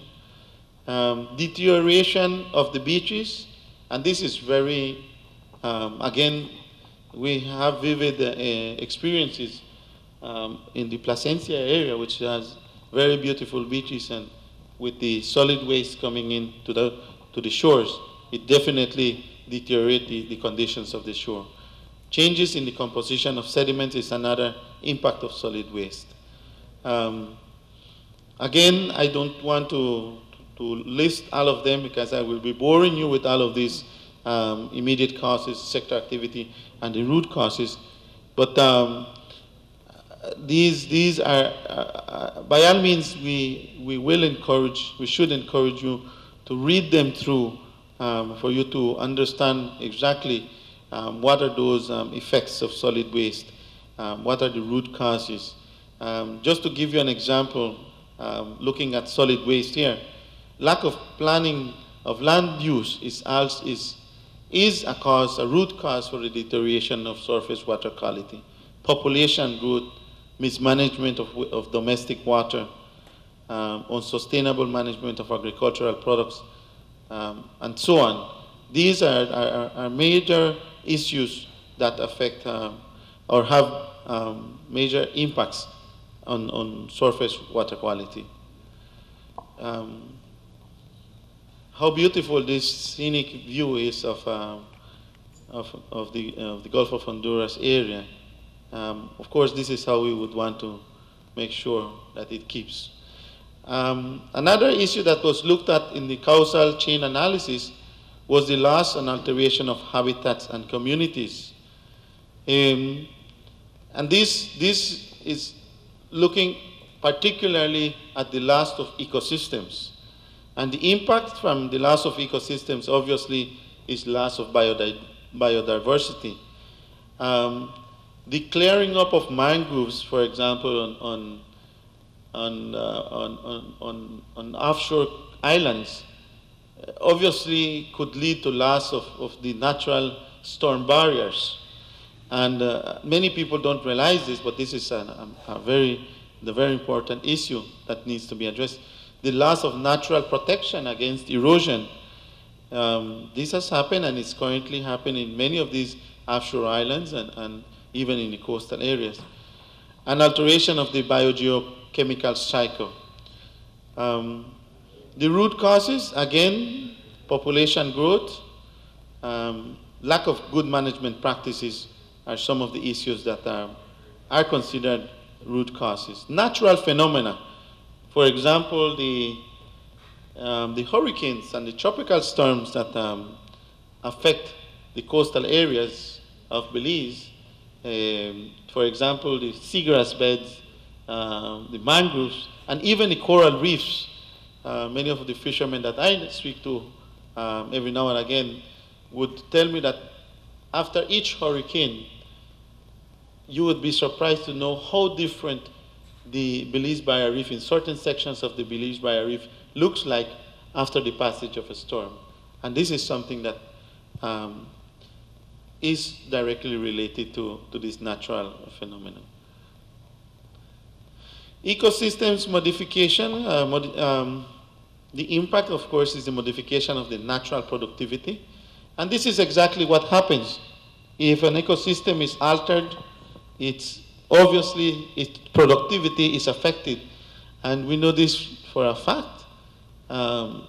Areas where we have, for example, on the Barrier Reef, where we have suitable types of corals and structures and crevices where lobster would serve as lobster habitats for refuge, after passage of a storm, it's destroyed. And the natural productivity of the area is totally destroyed. And this is what the ecosystem modification is looking at. The root causes, insufficient definition of fishing exclusion areas. And we have this in Belize. Port of Honduras Marine Reserve, for example, has very recently made efforts to increase the size of the reserve. And not only that, the next step, of course, should be the increase of the size of the conservation zone, to protect even more the ecosystem. Overexploitation of living resources, the impacts, reduction of key species, and as one of my good friends has mentioned before, if we, for example, are not careful enough to extract in a sustainable manner, for example, sharks, we run the risk of depleting our top predators. And this is what this impact is alluding to. reduction of key species, and I could say that, for example, sharks is one of them. You know, changes in the food chains, because if a species is removed from the food web, then obviously there's no food for the other species that is on a higher level within the food web, and this of course is an impact from the overexploitation of the living resources. Changes in the composition of biological communities is also an impact of this overexploitation. And the root cause, again, is lack of regulation. I would say perhaps lack of appropriate regulation, lack of coordination among governments for the establishment of closed season and areas, and lack of scientific knowledge. In terms of overexploitation of living resources, another aspect that was looked at is bycatch. When we had our shrimp fishery in operation, and the shrimp trawlers would scrape, I would say practically scrape the seafloor to catch shrimps, it's amazing the amount of bycatch, the amount of bycatch that would come up along with the shrimp. Just to give you an example from the work that Fisheries Department carried out on shrimp trawlers, as much as 8 to 10 times bycatch was there when compared to shrimp. So if there was 1 pound of shrimp, there was more than 8 to 10 pounds of bycatch. And that includes juvenile fish, juvenile crustaceans, sponges, all sorts of organisms that are found on the seafloor. So this impact is that the impact of this is that it changes the composition of the biological communities. Also, the situation of the transboundary rivers is something that needs to be addressed. In the case of the Sarstún River, which is shared between Belize and Guatemala, and also in the case of the Motagua River, shared between Guatemala and Honduras, there are situations, main problems that have been detected. And in the Belize case with Guatemala, it was found out that in dissolved oxygen in the water and suspended solids, oils and grease and sulfides is the result of human activities carried out upstream and flowing down towards the coastal and marine ecosystems. Sediments, in the sediments also, high levels of nickel, copper, pentacosane, and sulfur were found in these areas. So these are main problems identified, and these are problems that need to be perhaps resolved at a binational level, because no one country would be able to resolve these problems individually for the mere fact that they are shared resources or shared rivers. Okay, so in terms of the specific objectives of the strategic action plan, and now we are getting into the more serious portion of it, there are 6 specific objectives, and I just want to go through each one of them, because I feel that this is what will set the precedent for us to then say, okay, this is the plan, this is how we will address these objectives. The first one is to constitute the framework for regional harmonization, and coordination of a series of transboundary actions of interest to be undertaken by the member countries, by the countries participating. And these actions need to be taken both at the national and at the regional level. And of course, the objective is to contribute to a comprehensive management, harmonious and sustainable use of the natural resources in the Gulf. So the first one, constitute a framework for regional harmonization and coordination. That is the first objective, a specific objective, I should say. The second objective, specific objective, is to promote natural resource management in the Gulf, as well as environmental management and protection. The third one is to promote the incorporation of transboundary environmental issues in the plans, programs, and policies of the countries. And fourth is to implement actions aimed at prevention and mitigation to resolve priority transboundary environmental problems and which allow the sustainable use of the natural resources. And the fifth specific objective is to promote awareness raising, and well, it's the same thing, public awareness. That's what it means. I should tell you that the English translation of this strategic action plan was done outside of Belize. And when you read the document, you might perhaps notice, I would say perhaps some issues in the English version. No? Not very major issues, but minor issues in terms of the translation. But overall, I think it's good. But I just wanted for you to know that the translation was not done locally.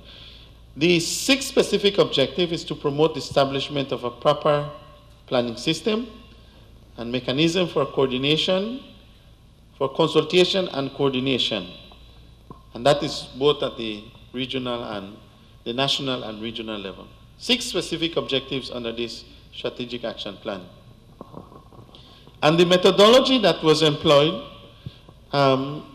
if you look at the screen, it starts here where you see the cursor moving, where the transboundary diagnostic analysis was done. And this basically is the environmental diagnostic analysis that we already spoke about, and that you have in the discs. The main problems were identified, and once the main problems were identified, then we were able to establish, or the project was able to establish what is the current status of the Gulf of Honduras, and from there on, the long-term desired status was developed. Okay, from the long-term desired status, the long-term objectives was developed, and these arrows that you see here are slightly wrong. They should be facing downwards. All right? Because then once the long-term objectives were established, then ecosystem quality objectives were established. The operational objectives then were defined, and then the priority actions were identified. Okay? And this part is what we call the strategic action plan. All right? Okay, so I do not have in the presentation a detailed description as you will find in the reports that you have in terms of the priority actions. But I will just go through the main priority actions that were identified. And these are research and prevention and environmental protection, development and institutional strengthening, communication and public participation. As we're doing today, this is communication of results, communication of information, and you are making your recommendations known to the project, and it is envisioned that those inputs will be taken into consideration in the final draft of this strategic action plan.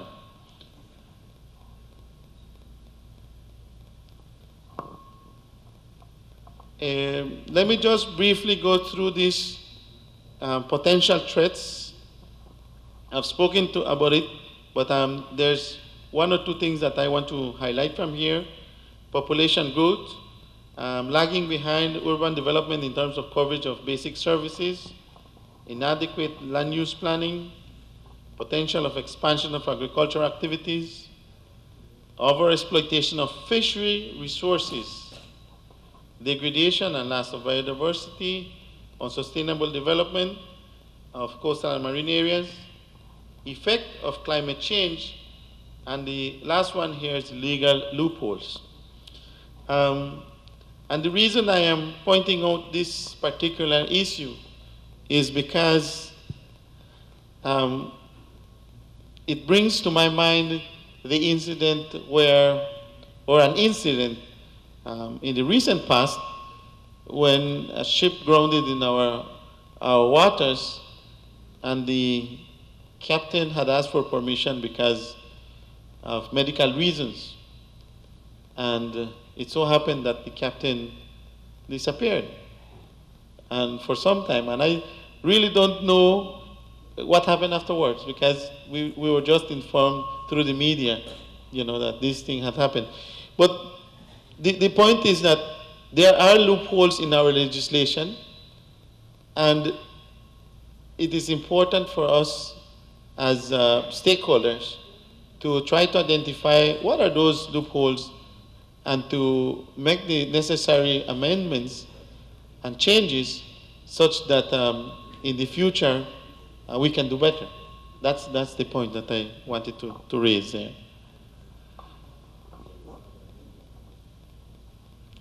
The desirable long-term status of the Gulf, of course, is economic dynamism or economic development led by tourism, maritime transport, port activity, and industrial activities. In highlights, here is fisheries and aquaculture and tourism sector. The Gulf of Honduras project has identified these two areas because obviously there are fisheries and tourism, especially tourism related out on the reefs and so on, have huge social and economic impacts in Belize. And of course, the vision of the Gulf of Honduras project is to minimize those impacts, particularly human-induced impacts that contribute to pollution in the Gulf of Honduras.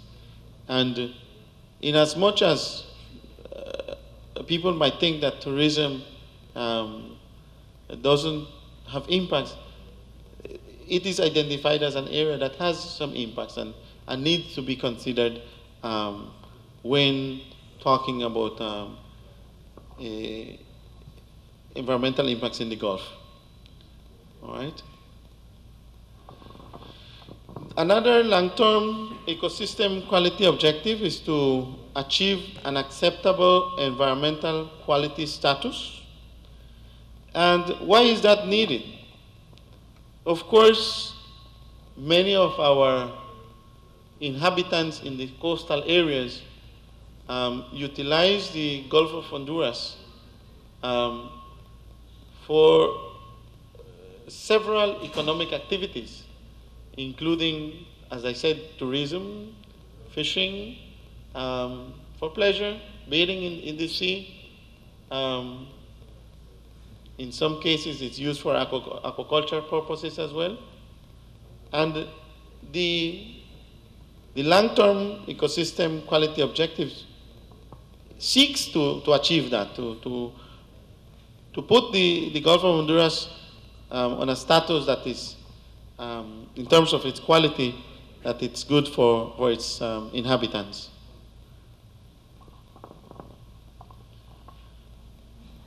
Okay.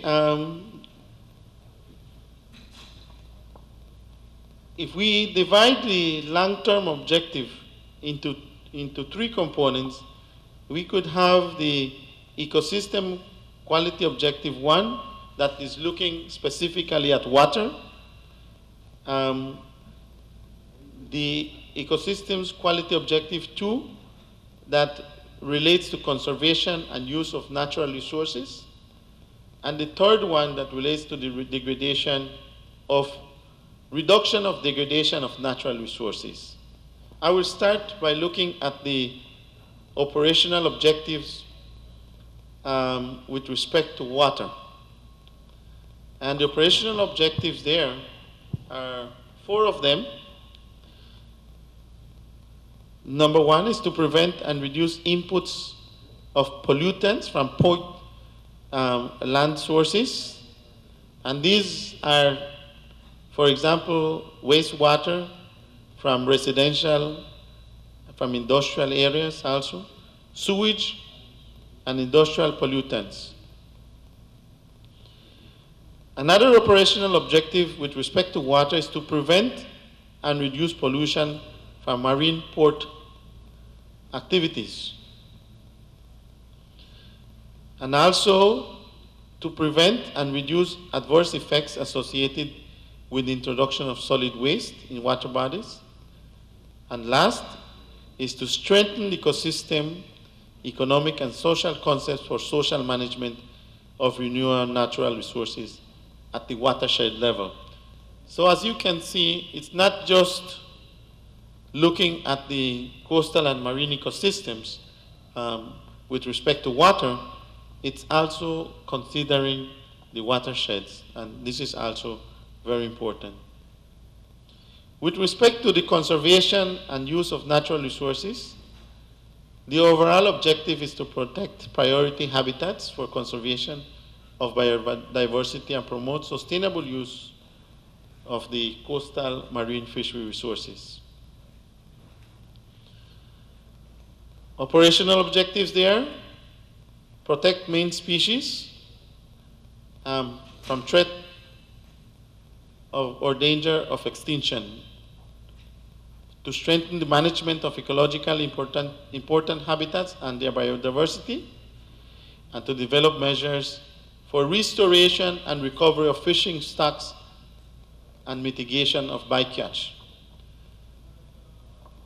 These are the part of the long-term objectives. And as you can see, it is already leading to what those priority actions should be. All right? By identifying the objectives for each ecosystem quality objective, then we are developing, setting the stage for follow-up actions. In terms of the reduction of degradation of natural resources, the objective 3 is to prevent and mitigate the impacts caused by unsustainable development practices of coastal areas. Here, the operational objectives will be to develop and implement policies for integrated coastal zone management, develop research, training, and awareness of adaptation and on climate change effects, and also incorporate into tourism development projects, port expansions, any proposed project for construction or expansion of infrastructure in coastal areas, concepts of coastal zone management and climate change prevention. These are very important operational objectives under the theme reduction of degradation of natural resources.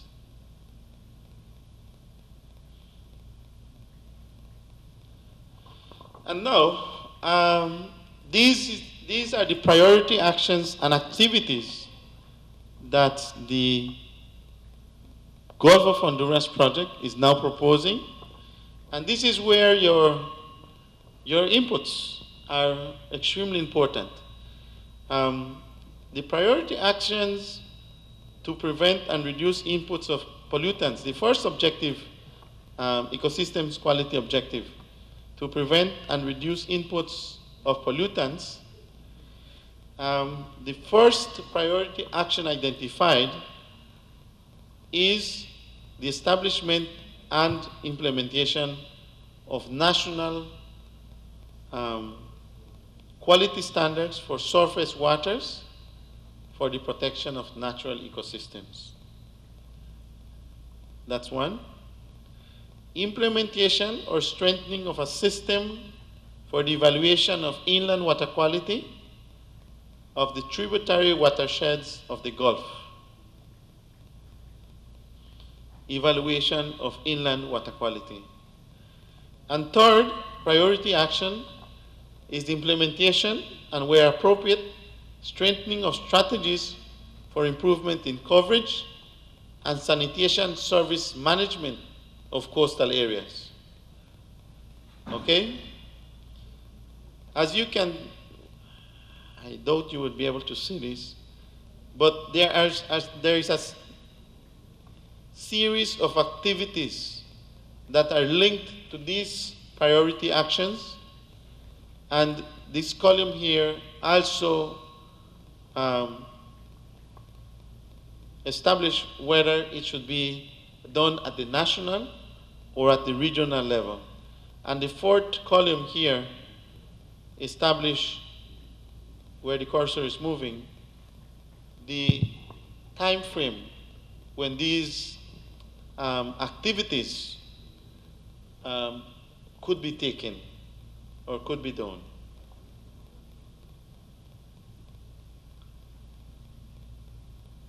Another priority action under the wastewater prevention and reduction of inputs of contaminants, another priority action is to promote and, where appropriate,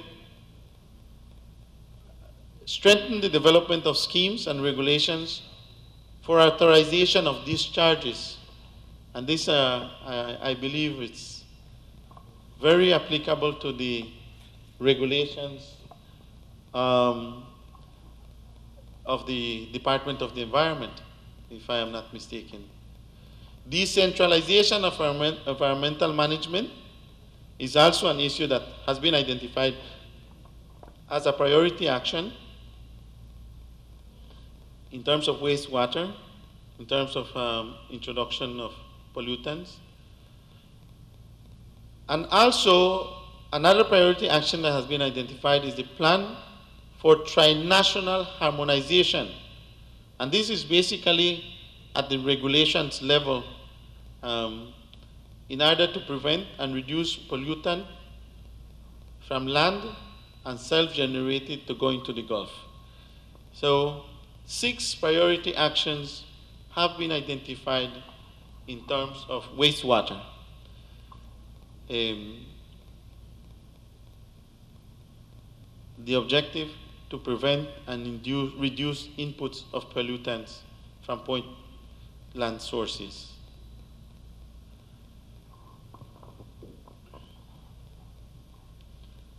In terms of the socio-natural settings, there is opportunities for participation and monitoring activities in the Gulf through these same projects or priority actions that could very well constitute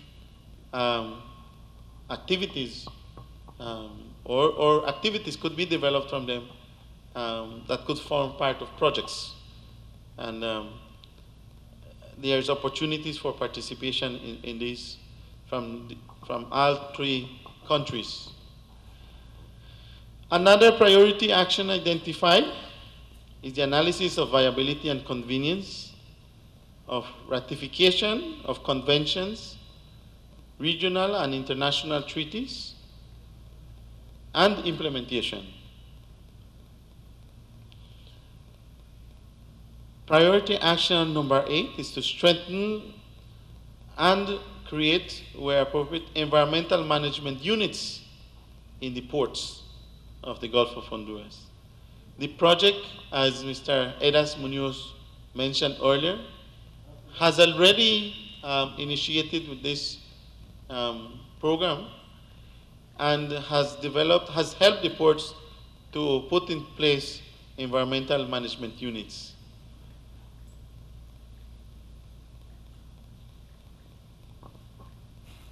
There is a possibility also to draft and to ratify a Gulf of Honduras agreement to prevent and fight aquatic environmental pollution incidents by oil and other harmful or dangerous substances.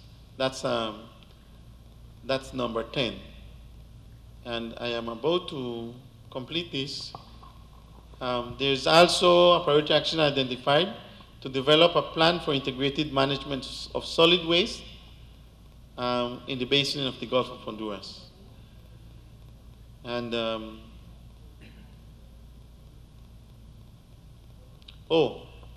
the priority action number 12 is to draft and ratify an agreement of understanding of the countries in the Gulf on a regulation on port reception, facilities for shipment generated waste, and cargo residues. That is also at the regional level. And last but not least are the last few. Binational bodies, creation of binational bodies of transboundary watersheds and watershed forums, and the development, implementation, and monitoring on integrated management plans for or of transboundary watersheds. The following two objectives are cross-cutting actions at the regional level.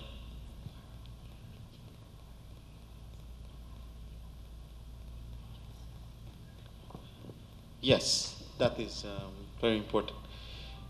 I've been told that our participants from Punta Gorda are almost ready to leave. I would perhaps leave some time out to anyone from Punta Gorda or Plasencia who's leaving to give us inputs, or at least we would expect that after you have read through the plan, that you will have some comments and you could send it to the project office in Puerto Barrios for consideration if it cannot be done here now. I'm not seeing the plan online, so maybe you can give us a site that we can find it. This plan is the English version, and I will be honest with you, the English version has just been completed, and that is the reason why it's not on the website. But it's already completed, and it will be very soon uploaded there. And also, the same information that I am presenting is on the CDs that you've been given. If you have not received one, my advice is for you to check at the back so that this gentleman there at the back could give you a copy of it.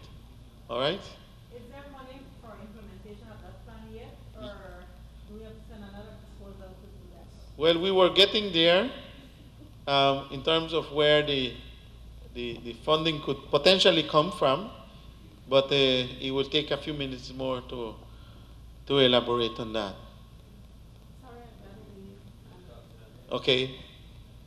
Could you check with Mr. Eres, because there's some reimbursement for transportation.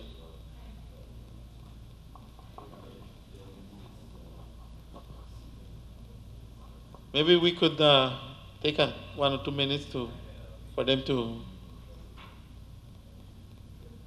finalize the issues with the transportation.